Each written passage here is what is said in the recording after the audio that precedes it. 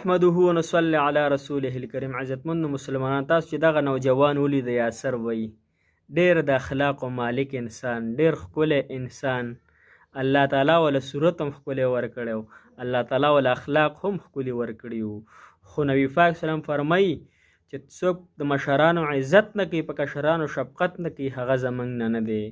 نو د انسان خو هغه اجل مقرري، خو به هر حال ته په ماشومانو به شفقت کې، په هغه به د مینې لاس راکاږي، هغه سره د محبت خبرې کې.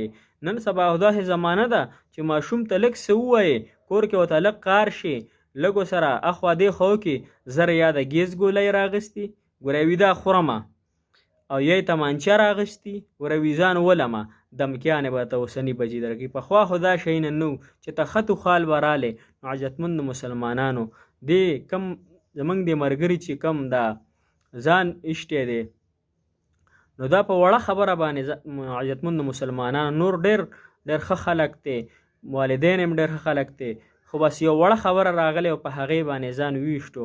د ورور سره یې څه مسله راغلې وه، د هغه سره په معمولي خبره په موټرسایکل چې موټرسایکل لا وخت هغه ورته پته نه وي چې څه به ورته وي، خو په هغې خبره باندې ده تمانچه راغستې ده او بس ځان یې دنیا نه ځان ختم کو.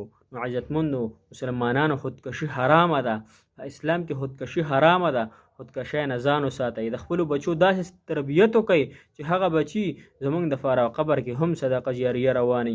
داسې بچو باندې تاسو تعلیمونه مه کوئ چې هغه د لاړ میکالې او د انګریزي تعلیم یې زده کړي او تا باندې سهار له بیا ستا په قبر په خوا باندې هم نه درځي. خپلو بچو باندې داسې تعلیم وکئ، احادیث پې زده کئ، قرآن پې زده کئ چې سهار له بیا هم ستا قبر له درځي، تا ته ولاړې چې یا الله زما پلار وبخې، یا الله زما د پلار قبر د نور نه ډک کړي. نو عزتمندو مسلمانانو، خپلو بچو له صحیح تربیت کول پکار دي. داسې نه چې غلط تربیت وکړو، ډاکټر ته جوړ کړو، دا هم یو ضرورت دی، خو د دنیا دی، د آخرت په اعتبار سره دی هېڅ حیثیت نشته دی. نو عزتمندو، خپلو بچو باندې مینې محبت سره لاس راکاږو، هغوی له تربیت وکړو. صحیح تربیت چې کوم مور او پلار بچي له وکړي، هغه بچی بیا دا حرکتونه نه کوي. الله تعالی د هغه یاسر به کامل مغفرت نصیب کړي. الله تعالی دې ورته کور والا او ته مور او پلار والدینو ته او وروڼو ته او خویانو ته الله تعالی صبر جمیل ورکړي، ځکه چې ډېره غټه سانحه ده. داسې په ځوانۍ کې د الله تعالی چې چا نه بچی واخلي او په دغه طریقه یې واخلي، ډېره سخته خبره ده. عزتمندو، الله تعالی دې هغه کامل مغفرت نصیب کړي او والدینو ته الله تعالی صبر جمیل ورکړي.